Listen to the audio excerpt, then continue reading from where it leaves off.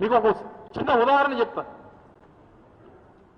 మేము అధికారంలో ఉండగా స్టీల్ ప్లాంట్ ప్రైవేటీకరణ చేస్తున్నారని చెప్పి కేంద్ర ప్రభుత్వం ప్రకటన చేసింది. 2021లో కేంద్ర ప్రభుత్వం ప్రకటన చేసింది జనవరి మాసంలో. చేసినప్పటి నుంచి మేము 2024 మేము అధికారంలో దిగిపోయినంత వరకు అనేక పోరాటాలు జరిగినాయి, పాదయాత్రలు జరిగినాయి, దీక్షలు జరిగినాయి, మార్పులు జరిగినాయి, రాస్తా రోకోలు జరిగినాయి. కేవలం ఈ ప్రాంతం కోసం, ఈ ప్రాంత భవిష్యత్తు కోసం ఏ ఒక్కరి మీదన్నా ఆ 3 సంవత్సరాల్లో ఒక్క కేసన్నా పెట్టామో ఒక్కసారి అడగండి. ఏ ఒక్క కార్మికుడి మీదైనా, ఏ ఒక్క ఉద్యమకారుడి మీదైనా, ఏ ఒక్క రాజకీయ పార్టీ మీదైనా, ఎవరి మీదన్నా ఒక్క కేసన్నా వైఎస్ఆర్ కాంగ్రెస్ పార్టీ ప్రభుత్వంలో పెట్టామో చెప్పానండి. అది మా పార్టీ, మా ప్రభుత్వం తాలూకు చిత్తశుద్ధి ఆ రోజు.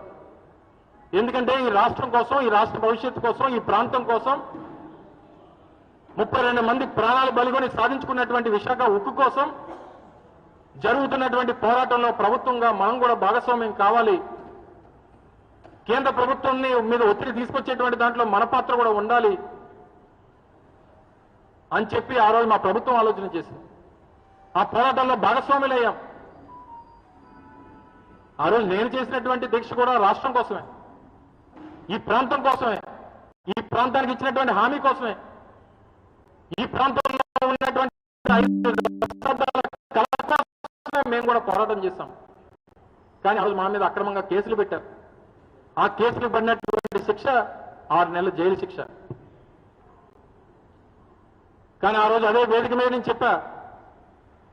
తర్వాత జరిగినటువంటి అనకాపల్లి నుంచి మొదలైనటువంటి పాదయాత్రలో చెప్పా, రాష్ట్ర నాయకులందరి సమక్షంలో చెప్పా, రాష్ట్ర ప్రజలను ఉద్దేశించి చెప్పా, ఈ ప్రాంత ప్రజలను ఉద్దేశించి చెప్పా.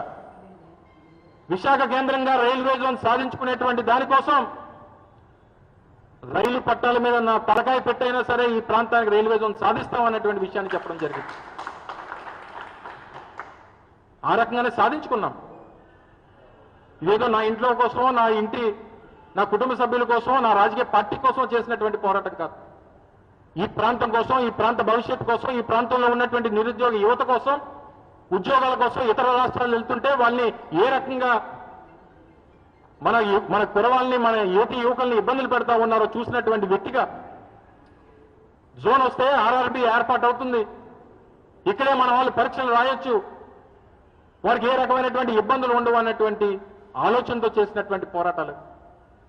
ఈ ఒక్కటే కాదు, రానటువంటి కాలంలో ఈ ప్రభుత్వం మీద, కేంద్ర ప్రభుత్వం మీద చేయాల్సినటువంటి పోరాటాలు చాలా ఉన్నాయి. ఏం జరిగినా, ఏం చేసినా, మీరు వ్యవస్థల్ని ఏ రకంగా మేనేజ్ చేసినా, ఏ రకంగా మమ్మల్ని ఇబ్బంది పెట్టాలని చెప్పి చూసినా, మా పోరాటంలో ముందడుగు అనేటువంటిది ఆగదు అనేటువంటి విషయాన్ని కూడా ఈ సందర్భంగా తెలియజేస్తా ఉన్నాం. చంద్రబాబు నాయుడు గారు మీ తాలూకా మైండ్ సెట్ని, మీ రెడ్ బుక్ రాజ్యాంగాన్ని, మీ తాలూకా ఆలోచన విధానాల్ని మార్చుకోండి.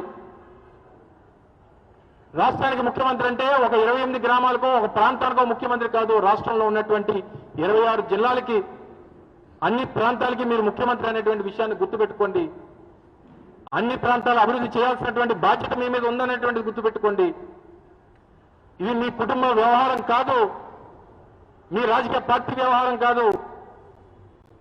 ఈ రాష్ట్రంలో ఉన్నటువంటి 5 కోట్ల మంది ప్రజల తాలూకా భవిష్యత్తు మిమ్మల్ని నమ్మి మీ చేతిలో పెట్టారు. మొన్న ఎన్నికల్లో మీరు మోసం చేస్తారని తెలిసి నమ్మి కూడా మీకు ఓటేశారు. మళ్ళీ మోసపోయారు, 4వసారి మోసపోయారు. ఇప్పటికన్నా మీ పద్ధతి మార్చుకొని రాష్ట్ర ప్రయోజనాలు, ప్రాంతాల అభివృద్ధి, ఈ ప్రాంతాల తాలూకా భవిష్యత్తు గురించి, వెనుకబడినటువంటి రాయలసీమ, ఉత్తరాంధ్ర ప్రాంతాల గురించి దయచేసి ఆలోచన చేయండి. ఈ ప్రాంతాల తాలూకా ప్రజలు, యువత నష్టపోతున్నటువంటి వ్యవహారాలన్నీ గుర్తుపెట్టుకోండి. ఇప్పటికన్నా మా తాలూకా డిమాండ్, వైఎస్ఆర్ కాంగ్రెస్ పార్టీది కేకే లైన్ ఏదైతే ఉందో, నిన్న మంత్రి గారు మాట్లాడుతూ ఉన్నారు, శ్రీకాకుళంలో 7 రైల్వే స్టేషన్ని సౌత్ కోస్ట్ రైల్వే పరిధిలోకి తీసుకొచ్చాం. రైల్వే స్టేషన్ తీసుకునే తప్పలేదు. ఆదాయాన్ని ఇచ్చేటువంటి కేకే లైన్ వదిలేసి ఆ రైల్వే స్టేషన్, ఈ రైల్వే స్టేషన్ తీసుకొస్తానంటే కుదరదు. వైఎస్ఆర్ కాంగ్రెస్ పార్టీ మరొకసారి ఈ సందర్భంగా జగన్మోహన్ రెడ్డి గారి మాటగా ప్రజానికానికి అందరికీ కూడా తెలియజేస్తూ ఉన్నాం.